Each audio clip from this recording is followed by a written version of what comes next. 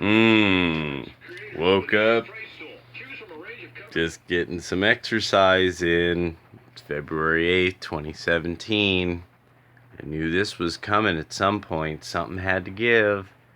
Bend, Oregon, I believe. Just a story about girl wears a hat to school, has a Confederate flag on it. Fight ensues.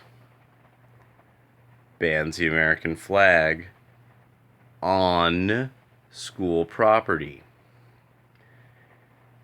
Everybody knows what just happened.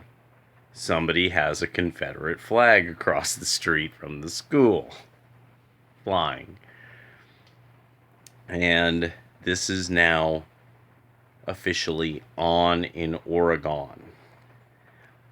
There is a very large number, or are a very large number of people who live here who are descended from like the just dirt poor like refugees of the South during the Civil War.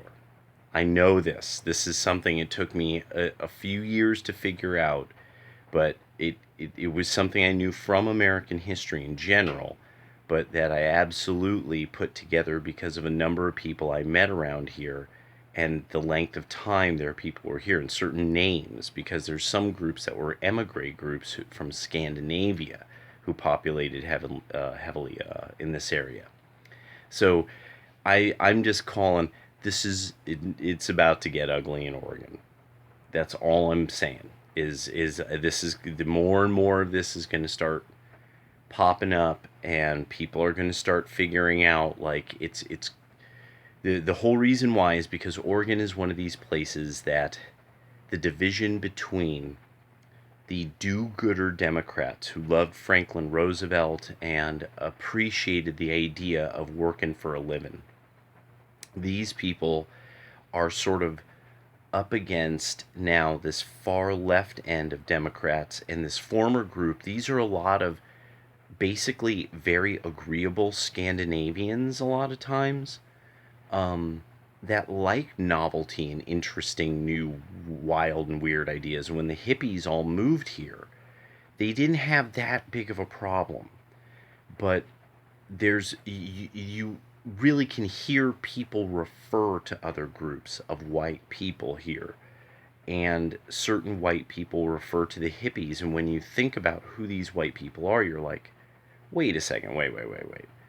But you are, and you figure out they don't identify, say, with that other cultural group in the sense of being a hippie or a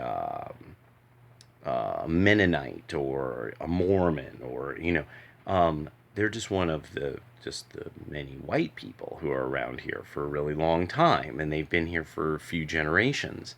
That you realize, no, okay, you were like this was the homesteading, this was the people who fled the war, this is the Oregon or bust, all that business. Like my grandmother, who my grandmother and my great grandfather, he raised her in living literally in the forests of Oregon, tending to the new parks that were started throughout the country and stuff. Yeah, somewhere I have a photo of her in old timey clothes.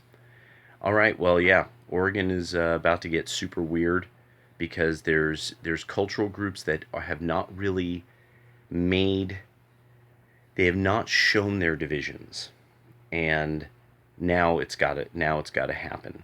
And Portland has shown their division and their distinct difference in voting from the rest of the counties, that most of them voted red, but Portland and the area around Ashland, Eugene, and specifically Salem voted blue.